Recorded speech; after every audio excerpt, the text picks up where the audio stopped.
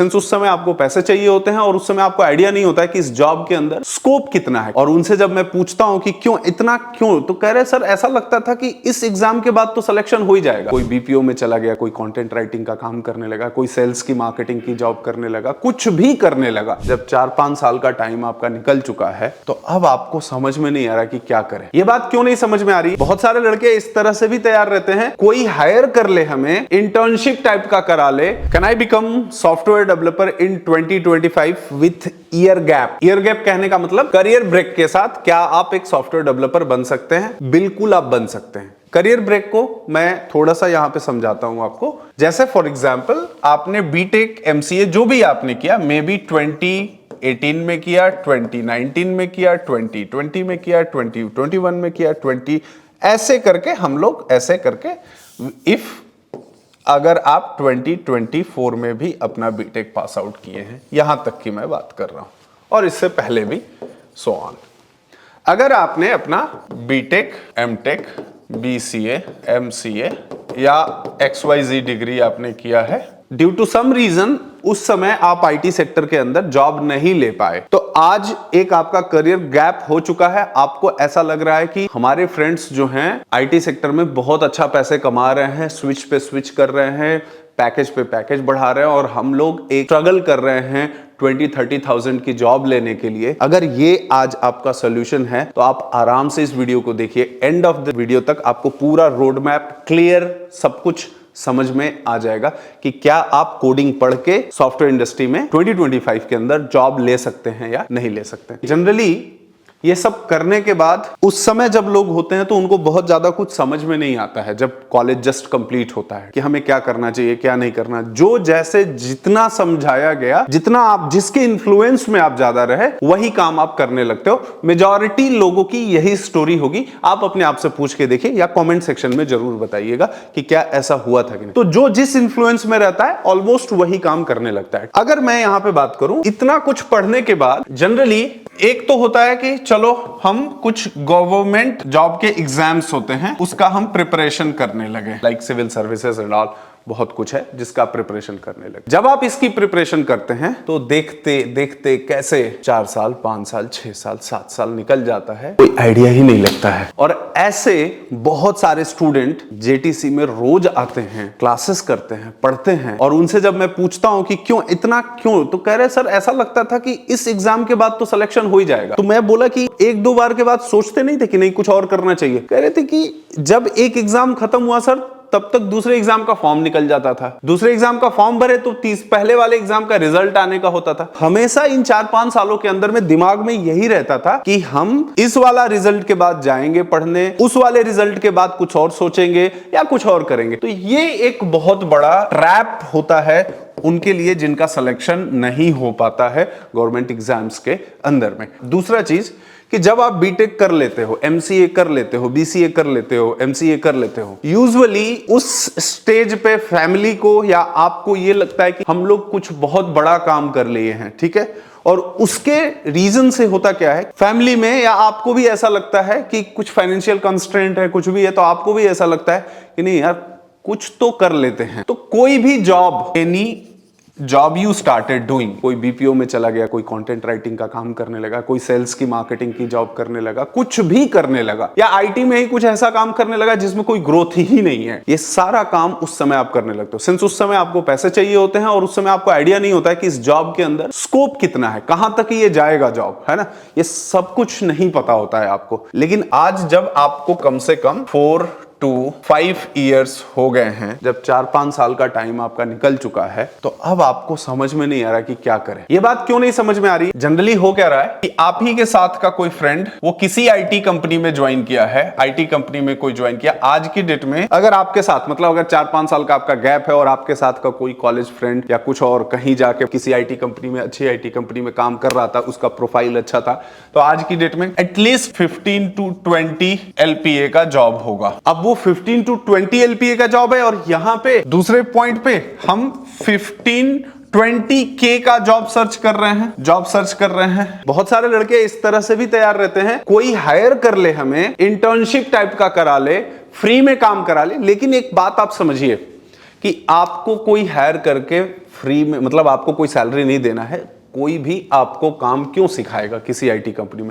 ऐसे बहुत सारे लोग होते हैं कि हमने बीटेक किया है, एमसीए किया है या बीसीए किया है, उस डिग्री के बेसिस पे आज हमें नौकरी दे दो 4-5 साल 6 साल के गैप के बाद। देखिए एक बात समझिए, when you are there as an fresher, तो ऐसे बहुत सारे चांसेस होते हैं कि आपको कोई कंपनी एज एन इंटर्न रख लेगी, धीरे धीरे आपको काम सिखा लेगी, 4-5 हजार, 6 हजार, 10 हजार, 12 हजार, 20 हजार रुपए आपको एज एन इंटर्न पे करेगी, एंड देन उसके बाद धीरे धीरे वो आपका सैलरी बढ़ाती रहेगी जैसे जैसे आप काम सीखते जाते हैं। ठीक है, वो फ्रेशर जस्ट कॉलेज के बाद वाला स्टेज अलग होता है। ठीक है, जब आज 4 to 5 ईयर्स के बाद आज का आपका स्टेज अलग है। ठीक है, तो ये प्रॉब्लम है और बड़ा प्रॉब्लम है। ठीक है, मतलब मैं इसमें देखता हूं कि सोचते सोचते लोगों को सालों निकल जा रहे हैं कि अब करें तो क्या करें। बिकॉज मैं पर्टिकुलरली ऑलमोस्ट 2011 से आप लोगों के लिए काम कर रहा हूं। बहुत सारे गैप ईयर के लड़के आए, पढ़े, जॉब लिए, है ना, और मतलब आज न जाने कहां कहां फैले हुए हैं, ऑल ओवर इंडिया में, इंडिया के बाहर भी। तो वो चीज क्या है कि हमें एग्जैक्टली पता होता है कि करना क्या है, आपको पढ़ाना क्या है और कैसे पढ़ना है। ठीक है, अब मैं इसमें आपको क्या बता रहा हूं कि ध्यान से समझिए। सबसे बड़ा चीज कि आपको एक अपना पाथ डिसाइड करना पड़ेगा, एक अपना आपको मेंटर डिसाइड करना पड़ेगा, एक गुरु डिसाइड करना पड़ेगा कि जो हमें बताए, समझाए, उस तरह से हम अपने पाथ को लेके चले। ठीक है, मान लीजिए वो यहां पे अभी जेटीसी है आपके लिए या मैं हूं। ठीक है, अब मैं हूं अगर, तो मैं आपको क्या बता रहा हूं कि देखिए हम लोग अभी कुछ और नहीं, कोई ट्रेंडिंग टेक्नोलॉजी, ये सब बातों में नहीं जाते हैं। हम लोग एक जनरली अपना फुल स्टैक का कोर्स करते हैं। इसमें मैं टॉपिक भी आपको बता देता, अगर ये चीज आप अच्छे से पढ़ लेते हो, बढ़िया से पढ़ लेते हो, तो नौकरी हो जाएगी आपकी, अच्छे से अच्छा जॉब हो जाएगा। कम से कम 6 LPA, 7 LPA, 7 to 8 LPA minimum आपका जॉब हो जाता है। ये मैं गिरे से गिरे स्थिति में बता रहा हूं कि इतना जॉब हो जाता है, बट अगेन आपको एफर्ट तो उस हिसाब से डालना पड़ेगा। अब सिंस मैं इसमें क्या बता रहा हूं कि कैसे ये जॉब लेना है, आपको ध्यान से समझिएगा। हम लोग अगर जावा फुल स्टैक की हम बात करते हैं, ठीक है, तो इसके अंदर हम, मेरे हिसाब से आपको क्या पढ़ना चाहिए, एक मेनली ऊपर ऊपर की मैं बातें बता रहा हूं, इसके इन डेप्थ में काफी कुछ रहता है उस बात को, और क्या नहीं करना चाहिए ये भी मैं बताऊंगा। तो जैसे हो गया एक आपका कोर जावा हो गया, आपका एडवांस जावा हो गया। एडवांस जावा में आपके पास इसमें JDBC, सर्वलेट एंड JSP आ जाएगा। इसका नॉलेज होना बहुत जरूरी है। ठीक है, नॉलेज होना इसका काफी जरूरी है। जावा के अपडेटेड वर्जन पढ़िए, अपडेटेड वर्जन्स आपको पढ़ना जरूरी है। इसमें बहुत सारे क्वेश्चंस, इंटरव्यू क्वेश्चंस, या आप जब जॉब करने भी जाते हो तो आपको बहुत ज्यादा कुछ पूछा जाता है। नेक्स्ट, इसके अंदर में आपके लिए एडवांस जावा हो गया। नेक्स्ट, अब हम यहां से फ्रेमवर्क की जर्नी को स्टार्ट करते हैं। फ्रेमवर्क की जर्नी को हम स्टार्ट करते हैं। जब हम फ्रेमवर्क पढ़ने की बात करते हैं यहां पे, तो फ्रेमवर्क के केस में आपके पास हाइबरनेट,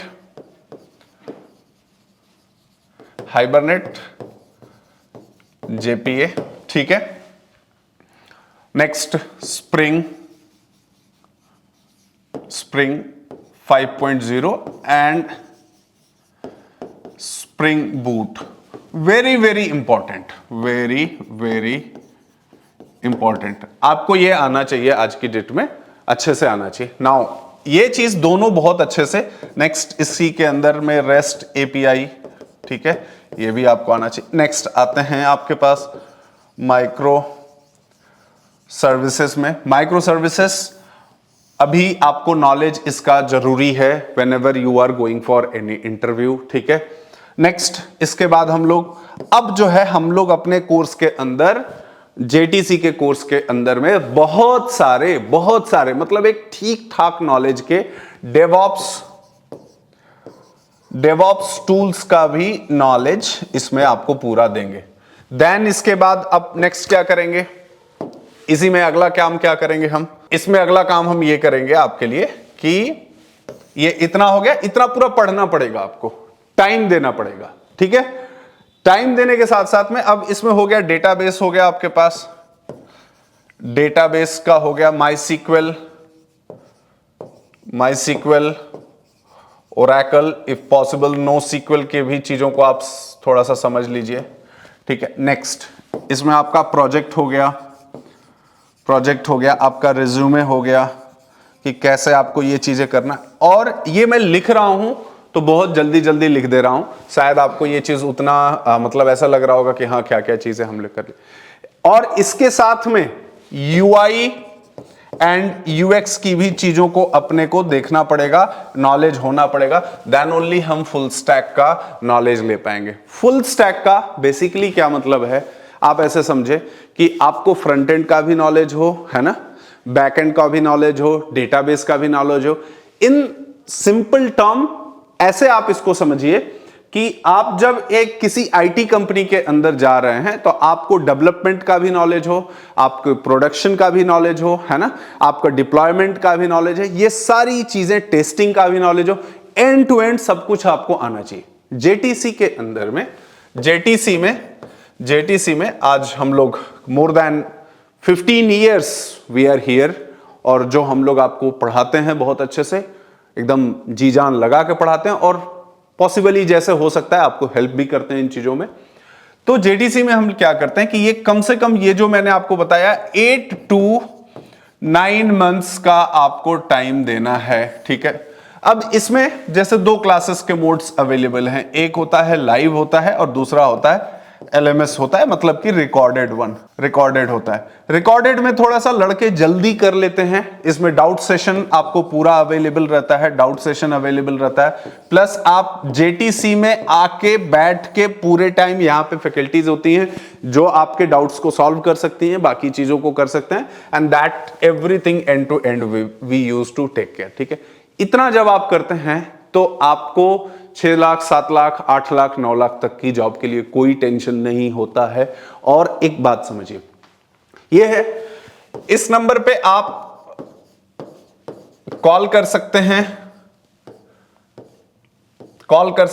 और कॉल करके आप पूरा अपना इंफॉर्मेशन शेयर कर सकते हैं। Our team will guide you कि कैसे करना है, क्या करना है और किस तरह से करना है। लेकिन यहां पे एक बहुत इंपॉर्टेंट बात है, आप लोगों को जनरली अब मतलब थोड़ा फेलियर लाइफ में मिल जाता है, तो किसी भी चीज को करने से पहले वो कॉन्फिडेंस नहीं आता है कि हम इसको करें तो कैसे करें, क्या करें, किस हिसाब से करें, किस तरह से करें। देखिए एक बात समझिए, गवर्नमेंट जॉब सर्च करने में,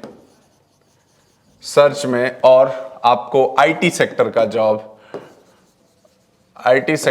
जॉब सर्च करने में, दोनों में बहुत डिफरेंस है। गवर्नमेंट में क्या होता है कि आपने एक बार फॉर्म आपने भरा, किसी एक पोस्ट के लिए, एक सिंगल पोस्ट के लिए, मतलब ना जाने कितने हजार लाखों लोग अवेलेबल होते हैं, ठीक है। उसका एग्जाम होता है एंड देन उसके अलग अपने प्रोसेसेस हैं, ठीक है। ऑब्वियसली गवर्नमेंट जॉब हो जाता है तो बहुत अच्छा है, लेकिन आज की डेट में ये जॉब और इसमें बहुत डिफरेंस नहीं है। इवन इसमें आपकी जो सैलरी है या जो पैकेजेस हैं, इससे कहीं ज्यादा है। जब आप एक बार थोड़ा सा इसमें सेटल हो जाते हैं, and if somebody is asking to you कि okay will you work in government sector and in government profile, आप जनरली मना कर दोगे, क्या करके, by seeing the packages and rest of the other things. उन चीजों को आप जब देखते हैं तो आप उसको फिर मना कर देते हैं, ठीक है। अब इसमें नेक्स्ट वैकेंसी गवर्नमेंट की तरफ से निकलेगी तब आप फॉर्म को अप्लाई करेंगे, ठीक है। चाहे आपके पास जितना नॉलेज हो, चाहे आपका एज खत्म हो रहा हो, चाहे बहुत सारे कंडीशंस हैं, उसमें अगर आएगा तभी आप कुछ कर पाएंगे, ठीक है। लेकिन आप एक बात समझिए, यहां पे क्या है, यहां पे सारा गेम है आपके स्किल का। एज आपसे कोई नहीं पूछ रहा है कि क्या एज है आपका, है ना। ऐसा नहीं है कि एक फॉर्म निकलेगा एक समय में, यहां पे ओपनिंग्स हजारों कंपनियां हैं, हजारों कंपनियों के अलग अलग टाइम पे अलग अलग ओपनिंग्स आते रहते हैं। आप एक नहीं, दूसरे नहीं, तीसरे में, चौथे, पांचवें में आप इंटरव्यूज देते रहते हो, अपने आप को इंप्रूव करते रहते हो, और इंप्रूव करने के बाद जहां पे आपका एक दिन टाइम आएगा, जिस कंपनी के साथ आपका मतलब इंटरव्यू अच्छा हुआ, सारे प्रोसेसेस, सारे राउंड्स अच्छे गए, आपका सिलेक्शन हो जाता है, आपके हाथ में नेक्स्ट डे आप काम करना शुरू कर देते हो। नेक्स्ट क्या होता है कि आप यहां पे अगर आपको नहीं अच्छा लग रहा है तो आप इजीली चेंज कर सकते हैं। आप कंपनी को क्या कर सकते हैं, immediately you can change it also. Change करने पे रिवॉर्ड भी मिलता है। रिवॉर्ड कहने का मतलब कि आपका पैकेज भी ग्रोथ होता है, लेकिन यहां पे कॉन्स्टेंटली पढ़ना पड़ता है, समझना पड़ता है और आपको देन आगे बढ़ना है। ठीक है, तो अगर अब जो मैंने आपको बताया ओवरऑल कि if you wanted to get into the IT sector, आप जेटीसी आइए, बात करिए और करियर को खत्म मत होने दीजिए। ठीक है, टाइम लीजिए पढ़ने को, पढ़िए, पढ़ने में टाइम लगेगा। जेटीसी में भी आते हैं तो टाइम लगेगा, पढ़ने में टाइम देना पड़ेगा। और जब आप एक बार प्रॉपरली पढ़ लेते हैं, अच्छे से चीजों को समझ लेते हैं, फिर आप ऐसे समझिए कि आप रॉकेट बन जाते हो and you are like anything. सबसे इंपॉर्टेंट बात, गवर्नमेंट जॉब की जो प्रिपरेशन करने वाले बच्चे हैं उनके साथ एक सबसे अच्छी बात यह होती है कि उनको पढ़ने का हैबिट बहुत होता है। और जब वो यहां आते हैं उनके सिटिंग्स हैबिट बहुत होते हैं, पढ़ने का टाइम बहुत देते हैं। और वही लड़के जब यहां आते हैं, जेटीसी में आते हैं, तो आप ऐसे समझो कि वही लड़के जो बाहर में 10-12 हजार, 15 हजार, 20 हजार, 25 हजार की नौकरी एक रिलेवेंट फील्ड के अंदर नहीं ले पाते हैं, वही जेटीसी में आके एक तगड़ा तगड़ा पैकेज लेते हैं। 5 लाख, मतलब 7 लाख, 8 लाख, 10 लाख, इस तरह के पैकेजेस जाते हैं डिपेंडिंग ऑन द सिचुएशन। ये कोई मतलब ऐसा प्राइमरी कंडीशन नहीं कि इतने की ही लगती है या उतने की ही लगती है, मैं ऐसा कुछ भी नहीं बोल रहा हूं। मैं ये बोल रहा हूं कि आपका करियर सेटल हो जाता है, क्योंकि उनको पढ़ने की बहुत आदत होती है। ठीक है, तो आप अपने उस स्किल को, आपके पास एक स्किल है कि आप किसी भी चीज को पढ़ सकते हैं, टाइम दे सकते हैं, और उसको टाइम दीजिए, आप पढ़िए और फिर आगे मतलब लाइक रॉकेट बन जाइए और अच्छा आप मतलब अच्छा पैकेज लीजिए, जॉब करिए। Okay then, bye bye, see you, take care.